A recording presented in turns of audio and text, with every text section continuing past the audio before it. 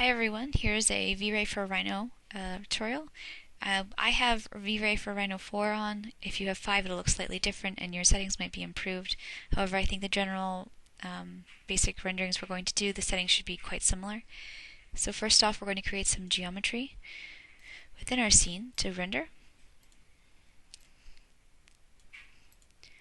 Then I'm going to move this up so that it has some reflection on the horizon line, and then I'm going to give it a plane such that the shadows will be rendered.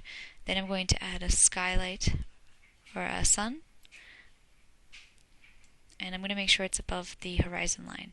If you want to change this, you can turn on the control points for that light and then manually edit it to fit your scene. For this tutorial, we're just going to be making a simple material. So I covered this in class, that you basically have some inherent properties to your materials. I covered reflection, refraction, and diffuse layers. Your diffuse is pretty much your color, so if we're going to give this a white color, we just double click, go in, and if you update your preview, you're going to see your swatch applied to a sphere, and right now it's just a white matte color. To give this some reflection, all you have to do is right click and hit add new layer, and then if you update this, you're going to have some inherent glossiness that's going to be applied to that white layer, as well as with refraction. But if you go to vray.com, you're going to see the step-by-step instructions of how to create your own materials and how to change the glossiness, transparency, reflection to match whatever material you want. So in terms of what we're doing today, this is fine. I'm just going to apply the white material to all of my objects by right-clicking on it. And then I also, to rename this, I'm just going to call this White01 so that I understand what it is. Hit OK. Voila. So now, I had mentioned in class to always save your view, whatever you work with, under named views. For right now, though, we're not going to go over that again. It's been covered before. So we're going to set our rendering options. If you go to the O within your Vray tab, you'll see this. Your global swatches should have these items checked. If they are not checked, I suggest that you go through and check them off. Your system should be about this. Your camera, your physical camera should be on, and you should have an F number around 10, and your film speed around 120.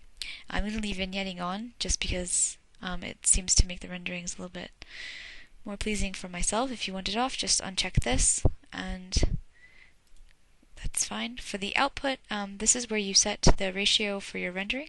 If you right-click on perspective, if you can go to your viewport properties, you're going to see the ratio of your screen, or the viewport based off of your screen. So I always make mine a ratio that's similar to this. So you double-click in there, hit 765, then click in here and hit 304, I believe is what it was.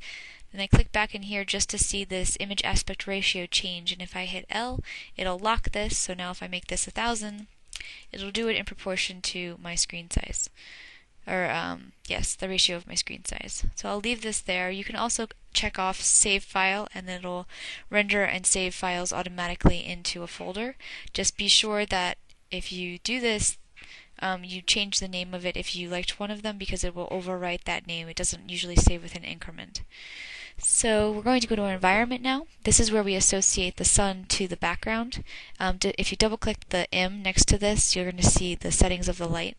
Right now it's going to override our sun, which we don't want that to be occurring, and we're going to associate light 01 with our source. I'm going to hit apply, and I'm just going to double click that the background is jumped up with this as well. It has. Okay. So then we're going to go into our color mapping. I'm going to change this to HSV exponential because I'm doing an exterior. Reinhard is usually the second exterior one I check, and then linear multiply. If you're doing interiors, you can play with linear multiplier and intensity exponential, or any of the other ones, but generally these are the ones that tend to have sensitivity to the lighting that we would use with interior and exterior renderings. So then in terms of channels, I mentioned in class, if you want Z depth to turn on this, add it to your saving options and normals. What this does is gives all of your faces the direction of the normal. It will give a separate color, so if you take it into Photoshop afterwards, you can use it for direct manipulation. And the Z depth gives a gray gradient in relation to the depth away from the camera the objects are. In terms of your indirect illumination, though, you need to check that your GI is on. Your multiplier for your primary engine should be a radiance map, and the second one should be Quasi-Monte Carlo. These are the two that I typically work with. If you need to do an interior, light cache and a radiance map are your two to check off there. Then if we go into Quasi-Monte Carlo, it should be set at 8. A radiance map, this min rate and max rate, this is set for a higher end rendering. If you change this to -5 and -2, it'll be a quicker rendering at a lower quality, but you'll be able to test your rendering based on its complexity at a much faster rate. So that is set for our options. If we go into rendering now, we will get an initial output.